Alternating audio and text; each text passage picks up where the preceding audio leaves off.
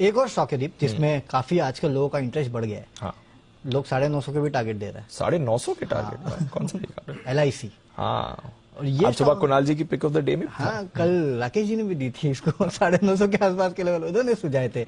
लेकिन LIC पे क्योंकि अब इतना चल चुका है पिछले कुछ दिनों से, हालांकि अगर आप देखेंगे तो IPO प्राइस से काफी नीचे ट्रेड करा है, तो हमने सोचा क्यों ना एक बुल वर्सेस बेयर करा लिया जाए, देखे किसमें कितना है दम। तो हमारे साथ जुड़े हैं अरमान और Nupur LIC bull versus bear के लिए। तो सबसे पहले तो ये तो देखिए बुल कौन है और बेयर कौन है। नुपुर और अरमान दोनों जुड़े हुए हैं। आप दोनों अच्छा, में से साथ में नहीं खड़ा किया। हाँ वही। अच्छा, मेरे ख्याल से अरमान बेयर है। अरमान बुल है। अच्छा, अरमान बुल है। ये इंटरेस्टिंग होगा। ये इंटरेस्टिंग है। चलो, तो नुपुर बेयर है। चलिए शुरुआत कीजिएगा अरमान, फिर आप ही शुरुआत कर दीजिएगा क्योंकि मार्केट में तो LIC में तो अच्छी खासी तेजी देखने मिल रही है। बताइए कौन से बुलिश पॉइंट्स है। देखिए, मैं सबसे पहले एक कॉमन चीज पूछना चाहूंगा, भले आप हो या फिर दीप जी हैं, कोई भी बता सकता है। नुपुर बेसिकली नुपुर से पूछना चाहूंगा कि क्या वो ये मानती है कि आने वाले 5 साल या 10 साल इंडिया के हैं या नहीं है? बिल्कुल है। अगर आने वाले 5 साल, काइंडली नोट कीजिएगा, नुपुर ने माना है ये पहले ही कि आने वाले 5 या 10 साल इंडिया के हैं। अब सिर्फ 5 या 10 साल, मैं वही कह रहा हूँ, 50 साल है। एटलीस्ट 5 या 10 साल तो है ही सही, एटलीस्ट वो तो है ही सही। और अगर आने वाले 10 साल अगर आप मिनिमम मान रहे हैं कि इंडिया के हैं, तो कौन ये जो कंपनी है, दिग्गज कंपनियों में सब में LIC का स्टेक है। आप मारुति ले लीजिए, ITC ले लीजिए, TCS ले लीजिए, इन्फोसिस ले लीजिए, रिलायंस ले लीजिए। तो अगर मार्केट यहां से भागना 10 साल हमको बढ़ना है, तो आप LIC में तो इनका सबका स्टेक है, तो डेफिनेटली इनको तो बढ़ना है ही सही। अब ये तो बात हो गई कि जैसे खुद ने भी एक्सेप्ट कर लिया आपने। अब उसके बाद बात करते हैं कि जैसे आप LIC की अगर आप बात करेंगे स्पेसिफिकली, तो वो दुनिया की, ग्लोबली मैं बात कर रहा हूं, ना कि अपने देश की, ग्लोबली 3rd स्ट्रॉन्गेस्ट जो है ब्रांड है। उसी के साथ साथ अगर आप इनका मार्केट शेयर देखेंगे, इंडिविजुअल्स जो आप अगर जो फर्स्ट ईयर का जो प्रीमियम होता है, उस पॉलिसीज में इनका मार्केट शेयर 70% के आसपास का है। और ऐसा नहीं है कि ये अभी अभी हुआ है, ये कंसिस्टेंटली मेंटेन करते हुए आ रहे हैं और लगातार इनका शेयर लगभग 60% से ज्यादा मेंटेन करते हुए रखे हैं। तो इस कंपनी के लिए जहां पे स्ट्रॉन्गेस्ट ब्रांड है, जहां पे आपको इंडिया का विजन है और जहां पर आपको कंटिन्यूसली ग्रोथ दिख रही है, तो सबसे पहला बुल पॉइंट तो यही बन जाता है। हो सकता है LIC का इन्वेस्टमेंट इतनी सारी कंपनीज में हो, लेकिन कंपटीशन भी उतना ही ज्यादा है। अगर LIC को कंपेयर करें दूसरे प्लेयर्स के साथ, तो उसकी जो ग्रोथ है पिछले कुछ सालों में देखा है कि वहां पे काफी ज्यादा इम्पैक्ट आया है। इनफैक्ट आपने मार्केट शेयर की बात की तो एक पॉइंट पे ऐसा होता था कि जहां पे 80% से ज्यादा का मार्केट शेयर कंपनी के पास हुआ करता था। अब रीजन क्या है कि क्यों मार्केट शेयर में हमने फॉल देखा है? एक तो कंपटीशन काफी ज्यादा है, साथ में जो रिस्ट्रिक्शंस होती है, एजेंट्स जो होते हैं उनके जो प्रोडक्ट्स बेचते हैं उनकी एबिलिटी पे जो रिस्ट्रिक्शंस आती है, इतने ज्यादा रूल्स एंड रेगुलेशंस है इस इंडस्ट्री में कि यहाँ पे एक इम्पैक्ट आता था। साथ ही साथ एक और पॉइंट है कि जितने भी रूल्स एंड रेगुलेशंस होते हैं उसका एक सिग्निफिकेंट इम्पैक्ट ऑपरेटिंग एक्सपेंस पे आता है, जो आपकी जो प्रॉफिट्स है उस पर भी एक इम्पैक्ट डालता है।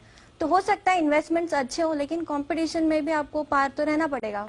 देखिए, अगर रूल्स एंड रेगुलेशन की बात करी तो इंडस्ट्री वाइड है, ऐसा तो है नहीं स्पेसिफिकली LIC के लिए कुछ अलग रूल्स हो या HDFC लाइफ के लिए कुछ अलग रूल हो, तो ये तो इंडस्ट्री वाइड कुछ पॉइंट हो गया। अब उस हिसाब से अगर आप देखेंगे, हाँ डेफिनेटली इनका मार्केट शेयर कम हुआ है, पर अब कंपनी कर क्या रही है? कंपनी जब से IPO लाई है उसके बाद से कंपनी का मैनेजमेंट लगातार नॉन पार सेगमेंट में फोकस करता हुआ जा रहा है। नॉन पार सेगमेंट में क्या होता है? नॉन पार सेगमेंट में ये चीज होती है कि उन्हें अपना जो प्रॉफिट है वो जो पॉलिसी होल्डर्स उनके साथ शेयर नहीं करना पड़ता है और उसमें मार्जिन ज्यादा होते हैं। और ये क्वार्टर ऑन क्वार्टर जितना परसेंटेज है इनका नॉन पार सेगमेंट का, जितना परसेंटेज है टोटल जितनी पॉलिसीज है उसमें लगातार बढ़ता जा रहा है। पहले 7% था, 7.15, फिर उसके बाद 7.85 और अब 9% के आसपास होता हुआ गया है। और इसी का इफेक्ट आपको दिख रहा है कि value of new business margin, जो इन कंपनियों के लिए, इंश्योरेंस, लाइफ इंश्योरेंस कंपनी के लिए स्पेसिफिक इंडिकेटर होता है, जिसको माना जाता है और जिसको नेगेटिव इंपैक्ट बताया जा रहा था कि जो पहले सिर्फ 9% का था, वहीं दूसरी कंपनियों के लगभग 25% के आसपास का था, वो 9% से बढ़कर अब 15% पर आता हुआ दिखा है। इसीलिए आपने देखा कि कंपनी में लगातार आपको दिखेंगे, लगातार आपको खरीदारी भी आती हुई दिख रही है। और एक और इंटरेस्टिंग चीज मैं आपको बताऊंगा, अगर आप FY23 में अगर आप जितने भी कंपनी के सर्कुलर्स देखेंगे या उनकी कोई प्रेजेंटेशन देखेंगे, सारे लॉन्चेस उन्होंने करे हैं वो नॉन पार सेगमेंट में करे हैं। नॉन पार सेगमेंट जो VNB मार्जिन इसको बढ़िया देता है। और उसी के साथ साथ अगर आप देखेंगे, ये इतना पॉपुलर है कि इन्होंने लगभग ये 3-4 महीने में लगभग इतनी सारी पॉलिसीज लॉन्च करी है और इन 3-4 महीनों में इन्होंने कम से कम 200 से 300 करोड़ सिर्फ इस नई पॉलिसीज के, जो तीन नई पॉलिसीज उन्होंने नॉन पार में करी है, उसी से कमा लिया है। लॉन्चेस नए किए होंगे, लेकिन कंपटीशन तो उतना ही ज्यादा है। मार्केट शेयर हमने देखा कम होता नजर आ रहा है इस कंपनी के लिए, और आगे चल के भी अनुमान यही है कि ये यहाँ पे इम्पैक्ट रहेगा। जिस हिसाब से अगर आप पॉलिसी बाजार की वेबसाइट पे चले जाओ, वहां पे आपको एलआईसी का नाम ही नहीं दिखेगा, ऑनलाइन हो या ऑफलाइन हो। आजकल ऑनलाइन के जमाने में ऑफलाइन कौन जाता है, कौन इतना 16, 25, 30 पेज का फॉर्म भर के एलआईसी की पॉलिसी लेगा।